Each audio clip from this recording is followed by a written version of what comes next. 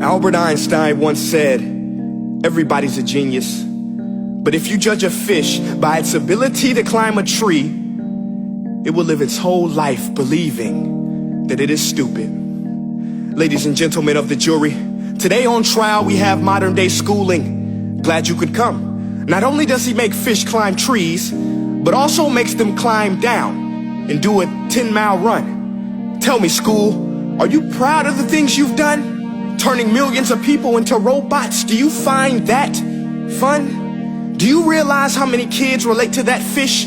Swimming upstream in class, never finding their gifts, thinking they are stupid, believing they are useless? Well, the time has come, no more excuses. I call school to the stand and accuse him of killing creativity, individuality, and being intellectually abusive.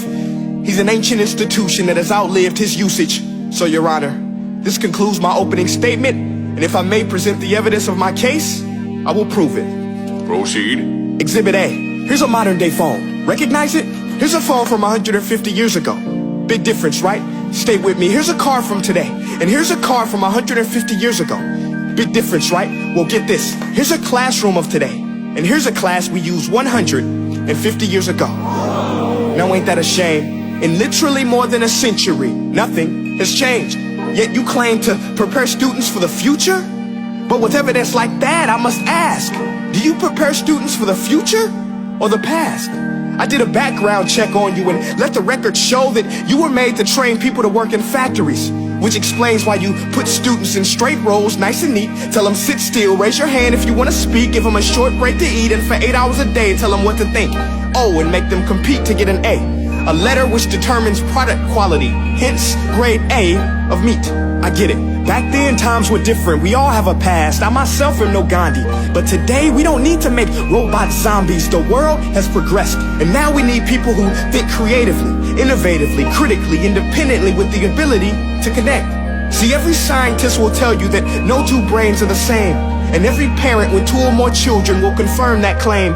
So please explain why you treat students like cookie cutter frames or snapback hats, giving them this one-size-fits-all crap. Watch your language. Sorry, Your Honor, but if a doctor prescribed the exact same medicine to all of his patients, the results will be tragic. So many people will get sick, yet when it comes to school, this is exactly what happens. This educational malpractice, where one teacher stands in front of 20 kids, each one having different strengths, different needs, different gifts, different dreams, and you teach the same thing the same way?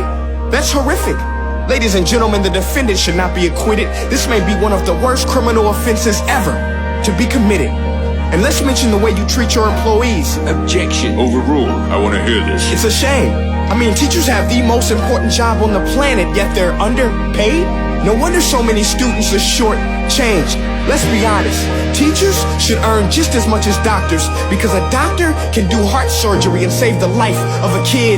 But a great teacher can reach the heart of that kid and allow him to truly live. See, teachers are heroes that often get blamed, but they're not the problem. They work in a system without many options or rights. Curriculums are created by policymakers, most of which have never taught a day in their life. Just obsessed with standardized tests. They think bubbling in a multiple choice question will determine success. That's outlandish. In fact, these tests are too cruel to be used and should be abandoned, but don't take my word for it. Take Frederick J. Kelly, the man who invented standardized testing, who said, and I quote, "These tests are too cruel to be used and should be abandoned." Ladies and gentlemen of the jury, if we continue down this road, the results will be lethal. I don't have much faith in school, but I do have faith in people.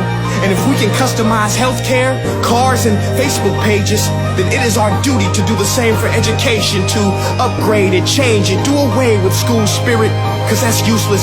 Unless we're working to bring the spirit out of each and every student, that should be our task.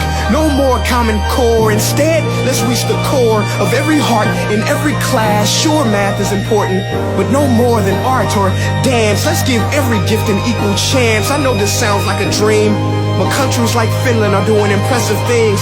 They have shorter school days. Teachers make a decent wage. Homework is non-existent, and they focus on collaboration instead of competition. But here's the kicker, boys and girls.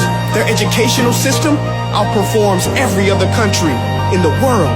Other places like Singapore are succeeding rapidly. Schools like Montessori, programs like Khan Academy. There is no single solution, but let's get moving.